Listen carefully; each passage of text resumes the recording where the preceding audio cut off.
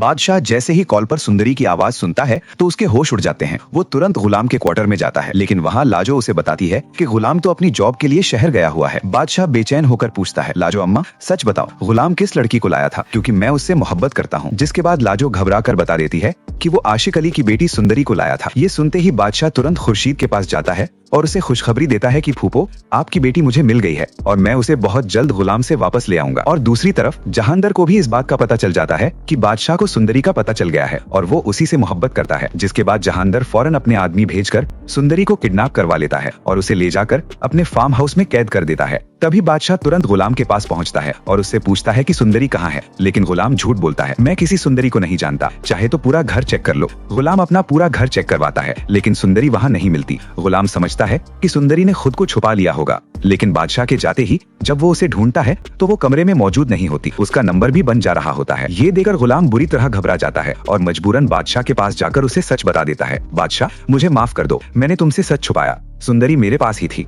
लेकिन पता नहीं अब वो कहाँ चली गई है।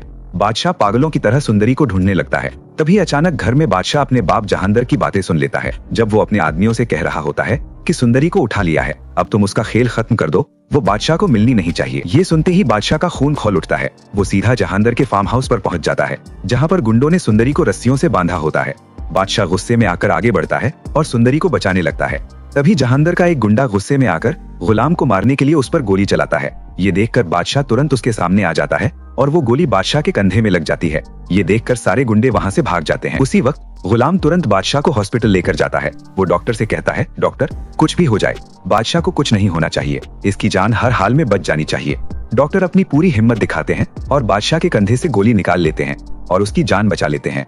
बादशाह को जैसे ही होश आता है तो गुलाम रोते हुए उसके कमरे में जाता है और कहता है, बादशाह अगर आपको कुछ हो जाता तो मैं खुद को कभी माफ नहीं कर पाता, मुझे माफ कर दो कि मैंने आपसे झूठ बोला। इसके बाद बादशाह तुरंत पुलिस में रिपोर्ट लिखवाता है कि सुंदरी को किडनैप किसने किया था। वो अपने ही बाप के खिलाफ FIR कटवा देता है। अगले दिन पुलिस तुरंत सुंदर हवेली पहुंचती है और जहांदर को अरेस्ट करके ले जाती है। बादशाह सुंदरी को सही सलामत लेकर आता है और उससे पूछता है, तुम किससे मोहब्बत करती हो? तो सुंदरी रोते हुए कहती है, मैं गुलाम से मोहब्बत करती हूँ और मेरे अब्बू ने आखिरी वक्त मेरा हाथ गुलाम के हाथ में दिया था। ये सुनते ही खुर्शीद भी इस रिश्ते के लिए राजी हो जाती है। बादशाह तुरंत अगले दिन मौलवी साहब को बुलाता है और अपनी मोहब्बत की कुर्बानी देकर गुलाम और सुंदरी की शादी करवा देता है। उसके बाद वो अपनी अम्मी साहिब जान के पास आता है और कहता है, मैं मुर्ख से शादी करने के लिए तैयार हूँ। जिसके बाद वो भी अपनी कजिन मुर्ख से शादी कर लेता है। और दोस्तों, आपको क्या लगता है, हमारी ये प्रेडिक्शन सही होगी या गलत? अपनी राय कमेंट्स में जरूर दें। वीडियो पसंद आई हो तो वीडियो को लाइक, शेयर और हमारे चैनल को सब्सक्राइब जरूर करें। ये हमारी प्रेडिक्शन है जो सिर्फ एंटरटेनमेंट पर्पस के लिए बनाई गई है।